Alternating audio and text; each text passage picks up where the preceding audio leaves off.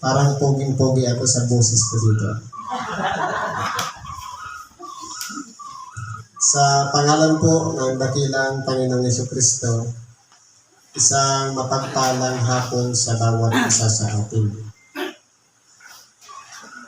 Ito po ang ikalawang bahagi natin ginagawa. Ang talakayin ang mga sitas o ebanghelyo nang sa ganon ito po ang maging gabay sa ating pang-araw-araw na pamumuhay. Ano pong sabi dito sa isa pang sitas? Sa unang Pedro, sa Kapitulo 5, versikulo 1 hanggang 11. Sabi dito, sa matatanda nga sa inyo'y umaaral ako. Anong ibig sabihin ng matatanda? Ito ba'y puti lang yung buhok? O may gulang? Pero po, dito, nais dito ni Apostol Pedro, yung matatanda sa iglesia. Ibig sabihin, yung tumagal na sa paglilingkod. Pwedeng sabihin na bata pa ngayon, kasi mayroon namang tinatawag na may una na huli, may huli na nagiging una. Ano po yung huli na nagiging una? May mga huli na ipinanganak, pero tinawag na agad ng Diyos. May mga naunang ipinanganak, ngayon lang nakakilala sa Diyos. Katulad yun. Halimbawa, sa edad na 14 anyos, nakilala mo na si Kristo, naging lingkod ka na. At sa edad na 50, saka ka nakapagsisi, nagsawa ka muna sa mga pagkakasala bago nagbalik loob sa Diyos. Yan yung sinasabi, may mga una na nagiging huli, may mga huli na nagiging una. Katulad ng buhay ng tao, may mga kasisilang lang, 1 taon pa lang namatay na. May mga humaba na ang buhay hanggang ngayong buhay pa. Yan ang ibig sabihin niya. Kaya po, ang matanda sa iglesia, yung matagal na sa serbisyo, yung mahigit 10 taon. Anong payo ni Apostol Pedro? Akong matandang kasamahan ninyo at isang saksi ng mga hirap ni Kristo na may bahagi naman sa kaluwalhatiang iyahayag. Pangalagaan ninyo ang kawan ng Diyos. Paano pong pangangalaga ang dapat nating gawin sa kawan ng Diyos? Pagka may nag-away-away ba natin, iiwanan na natin? Kapag ba hindi ba tayo kasundo, pababayaan na natin? Hindi po. Ang nangangalaga ng kawan ng Diyos, hindi ba kayong kawan? Para kang may alaga na halimbawa 100 pato o itik o kahit ano pang hayop yan na pinapastol natin, ang tawag doon kawan. Siyempre, yung nagpapastol may responsibility doon sa kanyang pinapastol. Hindi pwede na dahil hindi nagustuhan yung ating gusto o yung plano natin, iiwan na natin sa ere yung dahil hindi ako sinunod. Hindi. Kundi kinakailangan pangalagaan natin ang kawan. Paano pa pag-alaga? Na magsigamit kayo ng pagpupuno. Anumang mga kakulangan o mga diferensya na ginawa ng ating kapatid sa pananampalataya, pupunuan natin yan. Halimbawa, bakit si Brad hindi nagsimba? Ano ba ang kailangan? Punuan natin, puntahan natin sa tahanan, ano ang problema niya, alamin natin bakit hindi siya nakapagsimba. Responsibilidad yan ng namumuno o pinakapastor ng kawan. Ang dakuan yung mga tao na mahina pa sa pananampalataya para, sabi nga, iiwan niya ang 99 hahanapin, ang isang nawawala. Ibig sabihin, ang isang bahagi ng kawan importante sa paningin ng Diyos. Pwedeng isakripisyo Efesyo 9:9, alang-alang sa isa. Kaya mahalaga tayo, lahat sa harapan ng Diyos. Ang tanungin natin ang ating sarili, tayo kaya yung isa na hinahanap? Na hanggang ngayon matigas pa rin ang ulo, ilang ulit nang binabalik-balikan, hindi pa rin bumabalik sa araw ng pagsamba. Ano pa? Hindi sa pilitan. Hindi ibig sabihin ba na kinakailangan i-insist natin sa ating kapwa na halimbawa yung pagsamba gusto natin lahat buo, pero kinakailangan pinapaliwanagan, hindi sa pilitan, pero ayon sa kapakinabangan ng bawat isa. Sapagkat ayaw natin na isa man sa atin ay may mapahamak, kaya natin minamahal, iniibig, na hindi naman sa pilitan na sasakalin mo pa, pakiusap lang. Kung ayaw pa makinig, hindi naman ibinawal ng Diyos ang magalit. Akalitan natin, para lang mahimasmasan. Nang sa ganoon, maunawa niya na kailangan siya para dumako ng templo. Ano pa? Kundi ng may kasayahan, may excitement. Isa lamang, sasama na siya. Kaya yung may inimbita kong pumunta dito nung sinabing oo, laki kong kagalakan. Dahil may kasama ako papunta dito. Yun na yung kasi, naayon sa kalooban ng Diyos, ni hindi dahil sa mahalay na kapakinabangan, kundi sa handang pag-iisip. Ibig sabihin, pag mahalay kasing kapakinabangan, ako lang ang makikinabang. Dapat, yung isasama ko dito, parehas kami may pakinabang. Hindi ba ga, nakaganap din si Brad. Oh. Ibig sabihin, may mga bagay na, siguro, iba naman kasi siguro ang sitas doon sa kamaligan kaysa doon sa salubong, kaya nandito tayo, nakikinig ng Ebanghelyo. Iba kasi ang mensahe. Ano ba sabi dito? Hindi naman ng gaya ng kayo'y may pagka-Panginoon. Ang Panginoon, sabi nga, Master. Yung may pagka-Panginoon na parang, sumama ka. Iayaw ko nga basta sumama ka. Hindi dapat, kundi, idaan naman sa pakiusap. Meron naman yung damdamin. Baka pwedeng sabihin na dahan-dahanin. Pagka-Panginoon sa pinangangasiwang, ipinagtagubilin sa inyo, kundi kayo'y maging uliran ng tawan. Paano po ba magiging uliran? Siyempre, ang pagiging uliran, paano ka sasabi na, Brad, sumama ka? Pagkatapos, nung nagpasya na yung inimbita na sumama, yung nag-imbita, hindi sumama. Paano magiging uliran?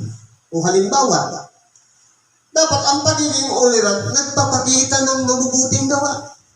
Halimbawa, sa kalagayan ko, paano ko sasabihin sa kapatiran, pumunta ka palagi ng templo kung ako pala-absent? Hindi ba babalik sa akin? Ikaw nga rin pwede naman palang mag-absent Bakit nag-a-absent ka niya? Bakit kami hindi? Hindi ba? Kaya ang pagiging uliran o isang halimbawa, mahirap pong gawin dahil pagka minsan ang kalaban natin sarili natin. Ang isip natin, ang diwa, ang puso, gusto natin palaging nasa simbahan. Kaya nga, sabi ng iba, pag ako'y nasa bahay, may karamdaman ako. Pag ako'y nasa templo, wala akong sakit. Ano kaya sa templo ka na lang tumira? Para palagi kang walang karamdaman, wala kang sakit. Ibig sabihin, kapag ang tao nagdesisyon pumunta ng templo at nang pumasok na siya sa pintuan, ipinangangaral ng Ebanghelyo, ang demonyo na palaging nagbubulong sa iyo na at nagbibigay ng karamdaman, naiiwan na sa labas. Ayaw nang sumama sa loob. Kaya magaling na, wala nang karamdaman. Ano pang sabi dito? At pagkahayag ng Pangulong Pastor, sino ito? Ang ating dakilang Panginoon. ay magsisitanggap kayo ng di nasisirang putong ng kalwalhatian. Ibig sabihin, may reward pala. Kapag pinangasiwaan nating mabuti ang kawan. Kapag pinabayaan natin ang kawan, may reward ba? Walang matatanggap. Sapagkat may tamang panahon dyan. Gayon din naman, kayong mga kabataan, ibig sabihin, yung mga kulang pa sa pagkaalam, o kukunti pa lang yung nalalaman, ay magsisuko sa matatanda. Dapat po, yung mga kabataan sumuko sa matatanda. Lalong-lalong na sa magulang. Sapagkat walang magulang na ibubuyo ang anak sa kapahamakan. Yan ay lahat para sa pakikinabangin din naman ng mga kabataan. Lahat ay mga bigkis ng kapakumbabaan. Ano po yung kapakumbabaan? Hindi ba na meron tayong tinatawag na pride? Ang kapakumbabaan kasi ganito yan. Halimbawa, dati, nung bata pa, palaging nakikinig sa magulang. Nung nakapag-aral na-influensya na ng kaibigan, at pagkatapos natuto na, matigas na sabi ang bungo, minsan palaban na. Kaya ang nangyayari doon, may pride na. Palaging ang rebuttal niyan, ikaw nga rin. Sabihin, anak, huwag ka nang magsigarilyo. Ikaw nga rin tayo. Hindi ba ka binabalik? Pero kung uliran tayo, nagiging huwaran tayo ng ating anak, maingat kung susundin tayo. Pero sa kabataan, sabi dito, dapat may kapakumbabaan. Ang kapakumbabaan, kinakailangan huwag pairalin yung kataasan ng pag-iisip. Isip ko kasi dyan ang kalaban natin. Yung dapat palagi lang tayong natababa dito sa ibabaw ng lupa. Walang magaling dito. Sabi nga, ang matalino kumukuha ng karunungan sa kanyang mga kaibigan. Halimbawa, nag-usap tayong dalawa.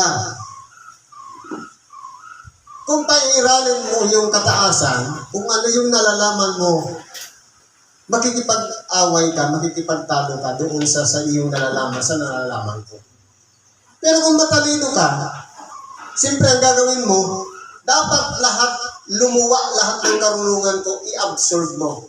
Yun yung karunungan. Madadagdagan ang aking kaalaman sapagkat mas marami pa akong matututunan. Ano pang sabi dito? Na kayo-kayo'y maglingkuran. Ibig sabihin mga higantihan ng paglilingkod. Hindi pwedeng isa lang ang naglilingkod. Pare-parehas tayong maglingkod. Kung may pangangailangan ng isa, kaya naman ng isa, bakit? Halimbawa, kaya pa nating tiisin kailangan ng tubig.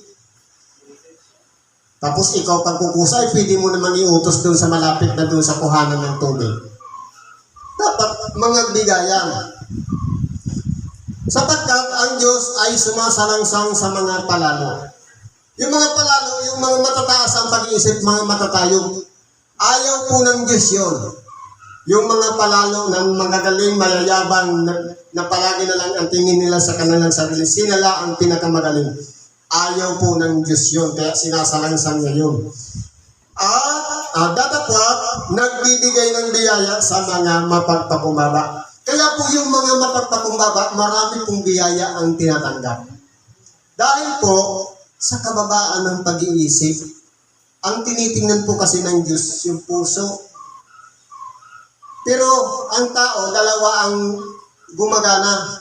Ito, kataasan, ito kapakumbabaan. Sabi nga, stay on the floor. Palagi tayong nakaapak sa lupa. Hindi tayo ibon para tumayog ang ating mga pag-iisip. Wala tayong kakayahang lumipad. Kaya't kayo'y mga pakababa sa ilalim ng makapangyarihang kamay ng Diyos. Dito, marami ang nagkakamali. redeemer, dito sabi, mga pagkababa sa ilalim ng makapangyarihan Diyos. Ayaw nang sumunod sa namumuno. Sa Diyos ako, nagpapakumbaba. Ikaw ang leader namin, ayaw kong sumunod sa iyo. Bakit? Sino ba ang pinagkatiwalaan para mamuno? Siyempre, yung nagpapastol. Kaya nga siya binigyan ng pagkakataon magpastol sapagkat may kakayahan siya para pastulin ang tupa. Kaya po, yan ay hinirang pinagkalooban niya na tinawag para mangalaga ng kawan, ng tupa, upang sa ganun pastulin niya. Ang problema, sabi ng anak, yung lahat ng ay kurban. Ibig sabihin, lahat ng ginawa kong kabutihan ay hain ko na sa Diyos. Pwede ba yun? Hindi. Kinakailangan may respeto pa rin sa magulang.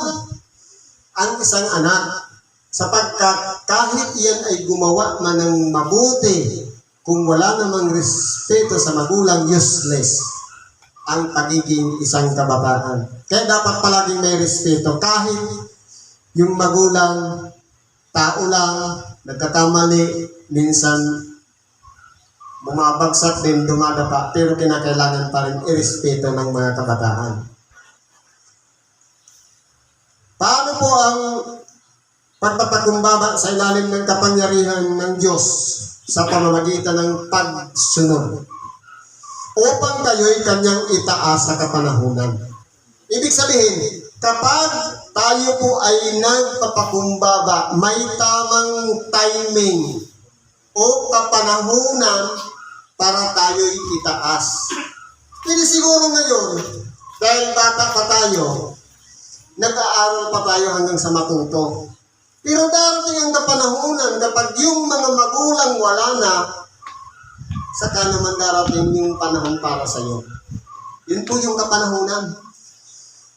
Na inyong ilagak sa Kanya ang inyong mga kabalisahan. Lahat ng mga bagay na nagiging dahilan para mag-isip tayo ng mag-isip na hindi naman dapat na isipin, ilagak natin sa Diyos. Para pangunahan tayo. Siya magtuturo sa atin para makalagpas dun sa mga problema na yun. Sapagkat kayo'y ipinagmamalasakit niya. Ibig sabihin, palagi siyang nariyan. Nagmamalasakit sa atin. Siguro matigas lang ang ating ulo. Ayaw natin hingin sa Diyos na bigyan tayo ng karunungan para ipaunawa sa atin para masolve yung isang problema. Kayo'y maging mapagpigil. Saan?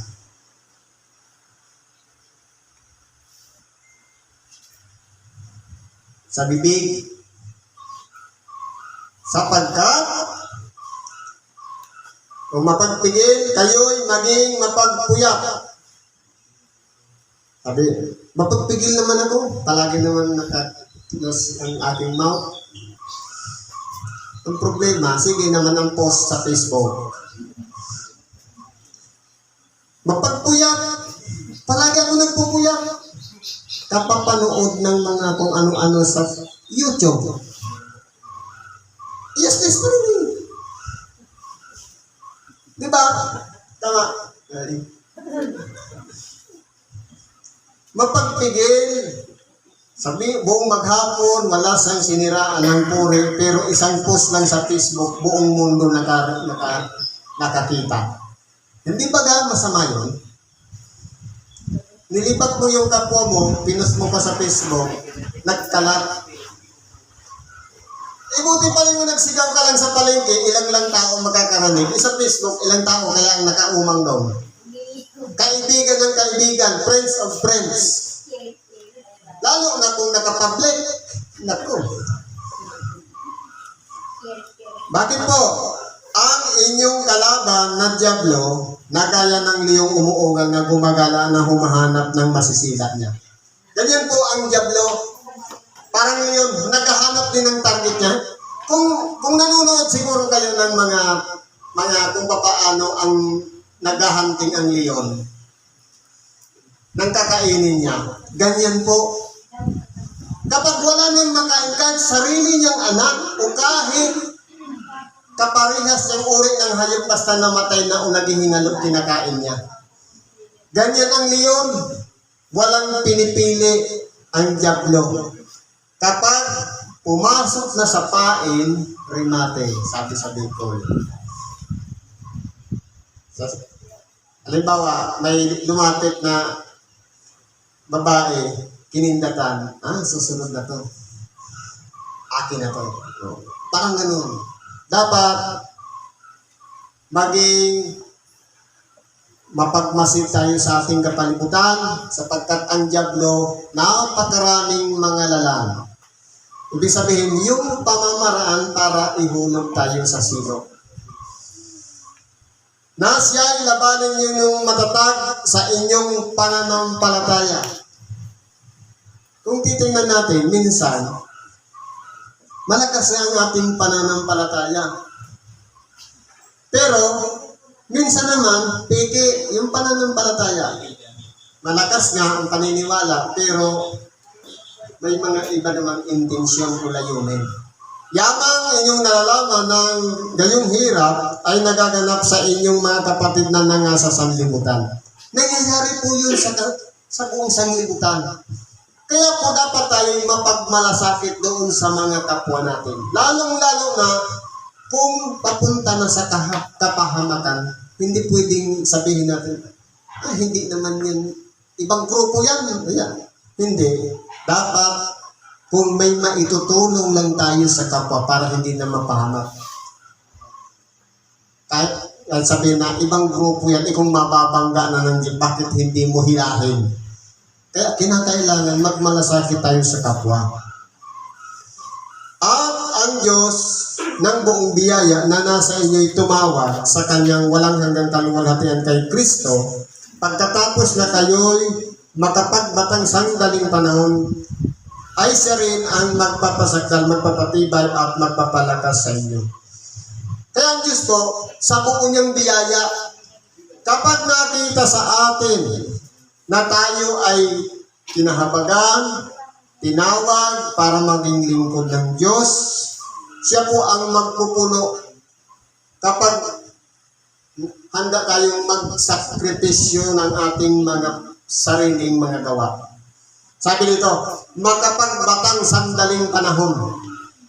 May mga bagay lang tayong isasakripisyo. Yung mga luho ng buhay, kapag isinakripisyo natin yan, ang Diyos rin ang magpapasagdal. Magpapaperfect ng ating buhay, magpapatibay para hindi na matinag, masira ng anumang mga problema at mga pagsubok na dumarating, at magpapalakas. Siya ang magbibigay ng kalakasan natin upang tayo magtagumpay sa salamuha natin dito sa ibabaw ng sanglibutan. Kaya sabi dito sa uli, sumakanya nawa ang paghahari, magpakailanman siya nawa. Ibig sabihin, tanging sa Diyos lang lahat ang kapurihan, ang kaluwalhatian, ang karangalan, sapagkat tayo'y mga tao lamang na pinagkatiwalaan dito sa ibabaw ng sanglibutan para pamahalaan ang isang kawan. Sa mga magulang, may kawan din tayo. Yung mga bata, mga anak na ipinagkatiwala sa atin. At higit na mabigat, yung pastor sa templo o nangangalaga ng templo, dapat responsable na handang ilagay ang kanyang sarili na hindi iiwan kahit anong mangyari, sasamahan ang kapatiran hanggang sa katapusan. Yan muna ang mababahagi natin sa oras na ito. Salamat po at pagpalain tayo ng Diyos anuman ang ating mga hinihiling o mga karaingan sa Diyos, idulog natin sa Kanya at siya'y sasagutin tayo sapagkat ang Diyos ay mapagbiyaya. Salamat at pagpalain tayo sa araw na ito.